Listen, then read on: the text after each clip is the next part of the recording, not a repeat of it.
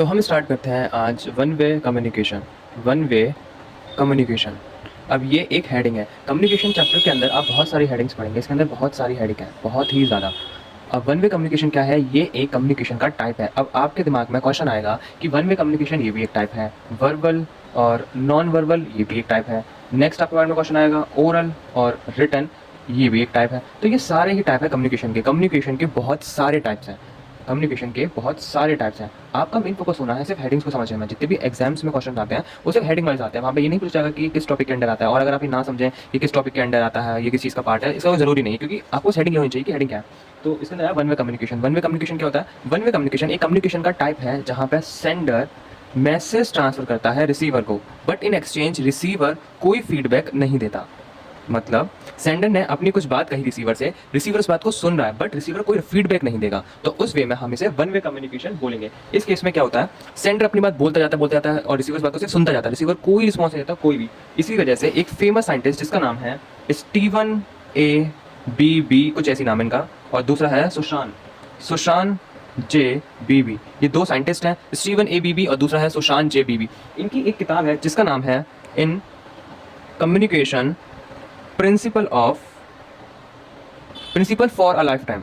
मतलब इनकी एक किताब है जिसका नाम है principle for a lifetime. उसके अंदर स्टीवन ए बीबी और सुशांत जी बीबी का कहना है कि वन वे कम्युनिकेशन में जो सेंडर होता है, सेंडर कंट्रोल कर रहा होता है मैसेज को, और रिसीवर एक पैसिव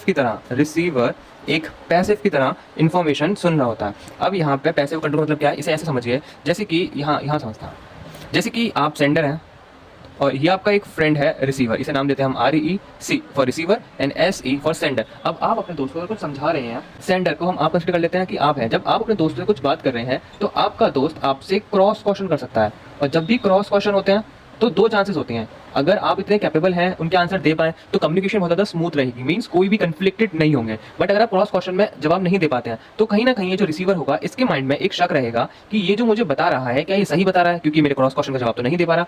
इसलिए वन वे कम्युनिकेशन में क्या होता है, क्रॉस क्वेश्चन का कोई चक्कर ही नहीं होता। इट मींस क्रॉस क्वेश्चन होंगे ही नहीं। तो इस केस में सेंडर के पास ये पूरी पावर है कि वो कुछ भी इससे कह सकता है, रिसीवर से कुछ भी कह दे, क्योंकि क्रॉस क्वेश्चन तो होगा नहीं। और जब तक क्रॉस क्वेश्चन नहीं होगा तब तक आपकी बात को कोई आर्ग्यू या फिर आपकी बात पे कोई सवाल नहीं उठा सकता। तो वन वे कम्युनिकेशन मतलब इतना ही है कि सेंडर अपनी बात कहता जाएगा और रिसीवर से चुपचाप सुनता जाएगा, कोई फीडबैक नहीं देगा।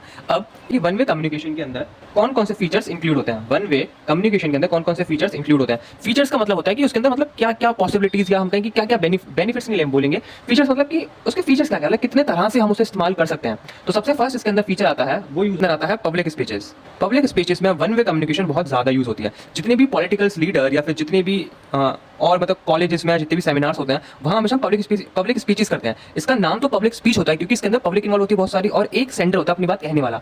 इस केस में फॉर एग्जांपल अगर आप कोई प्रेजेंटेशन दे रहे हैं अपने क्लासमेट्स के सामने, जो कि बहुत सारे होते हैं लिटरली, तो उसकी कंडीशन यही है कि कोई आपसे क्रॉस क्वेश्चन नहीं करेगा। और जब आपसे कोई क्रॉस क्वेश्चन नहीं करेगा तो आप उन्हें कुछ भी बता सकते हो, लिटरली कुछ भी बता सकते हो। तो टीचर इंटरप्ट ना करे पर टीचर भी इंटरप्ट नहीं करेगा इस केस में। तो पब्लिक स्पीचेस में mostly one way communication use होती है, ताकि जितनी भी पॉलिटिकल लीडर्स अगर अपनी कुछ बात बोल रहे हैं तो वहाँ क्रॉस क्वेश्चन करने वाला कोई इंसान हो ही नहीं। इससे क्या होगा, जो वो मैसेज होगा और उसका जो इम्पैक्ट होगा, जो मैसेज है इसका इम्पैक्ट बहुत ज्यादा हाई होगा, क्योंकि इस बात को कोई गलत कहने वाला है ही नहीं है।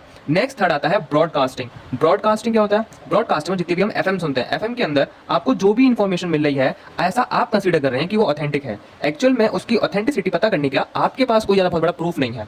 तो ब्रॉडकास्टिंग में जो भी सेंडर आपको इन्फॉर्मेशन दे रहा होगा किसी भी चीज के बारे में, इसके हाईली चांसेस हैं कि आप उस चीज को मान लोगे, क्योंकि आप लोग इतने लोग सुनने गलत थोड़ी होगा। अगर यहाँ पे क्रॉस क्वेश्चन आने लग जाए तो ब्रॉडकास्टिंग बहुत ज़्यादा वाइडली यूज नहीं होगी। थर्ड आता है अनाउंसमेंट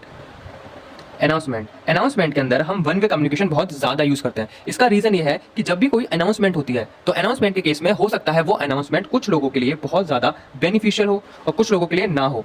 इसलिए अनाउंसमेंट में ये चीज़ ध्यान रखते हैं कि कोई क्रॉस क्वेश्चन करने वाला इंसान हो ही ना। इसमें मोस्टली क्या होता है, एक इंसान आएगा, वो सीधा आपसे आके कहेगा कि ये मुझे आपको अनाउंसमेंट करनी है, ये डिटेल्स हैं, आप इन्हें देख लीजिएगा, बस दैट्स इट। अगर आपको क्रॉस क्वेश्चन करना होगा तो आपको कुछ पर्टिकुलर टाइम दिया जाएगा। इसे नेक्स्ट पेज समझते हैं। जैसे आपके क्लास में, आप क्लास में हैं, यहाँ रखते हैं, हाँ ओके, आप क्लास में हैं और एक अनाउंसमेंट आया कि आपका टेस्ट होने वाला है। अब मान लेते हैं टीचर ने टेस्ट में सिर्फ 1-2 चैप्टर कराए हैं, बट जब अनाउंसमेंट हुआ तो उसमें 1, 2, 3, 4 ऐसा हर वक्त करते रहते हैं टीचर, खैर तो 1, 2, 3, 4 चैप्टर्स आने वाले हैं। बट जब अनाउंसमेंट जो बच्चा कर रहा होगा, टीचर का खास होगा, वो कहेगा सिर्फ 1 और 2 चैप्टर आ रहे हैं। अगर आप उससे क्रॉस क्वेश्चन करोगे तो कहेगा मुझे सिर्फ अनाउंसमेंट ही करना था। लेकिन जब आप अगले दिन टीचर के पास जाओगे और टीचर से क्रॉस क्वेश्चन करोगे तो टीचर आपको उन सारे क्रॉस क्वेश्चन का आंसर दे देगा। आंसर क्यों दे देगा? क्योंकि टीचर के पास एक 1 डे था उन सारे क्वेश्चंस का आंसर सोचने के लिए जो बच्चे उससे पूछ सकते हैं। अगर टीचर उसी दिन आके आपको बताते तो बहुत सारे बच्चे क्रॉस क्वेश्चन करते, मे बी टीचर के पास उन सबका जवाब नहीं होता, इसलिए टीचर को पूरा 1 डे मिला सोचने के लिए बच्चे क्या क्या सवाल कर सकते हैं। तो स्कूल्स में बहुत ज्यादा यूज होता है, स्कूल में भी अनाउंसमेंट या फिर कहीं वन वे कम्युनिकेशन बहुत ज्यादा यूज होता है। टीचर सिंपली कुछ कह देता है बच्चे से कि ये चीज आपको कंप्लीट करनी है और आपको वो चीज कंप्लीट करनी होती है, आप कोई क्रॉस क्वेश्चन रेस नहीं कर सकते। सबसे इंपॉर्टेंट चीज जो हमें याद रखनी है कि 1 वे कम्युनिकेशन को हम लीनियर कम्युनिकेशन भी बोलते हैं। 1 वे कम्युनिकेशन को लीनियर कम्युनिकेशन भी बोलते हैं, ये इसका दूसरा नाम है। और इसको हम शैनॉन वेवर भी बोलते हैं। अभी पता नहीं इसका नाम कैसे है, बट मैंने पढ़ा था तो मैं आपको बता रहा हूँ। शैनॉन वेवर जो भी इसका प्रोनाउंसिएशन है, तो 1 वे कम्युनिकेशन हो सकता है या फिर लीनियर कम्युनिकेशन या फिर शैनॉन वेवर। अब मैं आपसे पूछूं कि शैनॉन वेवर में क्या फीडबैक इन्वॉल्व होता है, तो सुनने में बहुत ज्यादा कॉम्प्लिकेटेड लग रहा है, बट हमें पता है कि 1 way communication it means feedback involve होगा ही नहीं। ये था कुछ 1 वे कम्युनिकेशन और हम आगे पढ़ेंगे 2 वे कम्युनिकेशन। नेक्स्ट क्लास के लिए हमारा टॉपिक होगा 2 वे कम्युनिकेशन।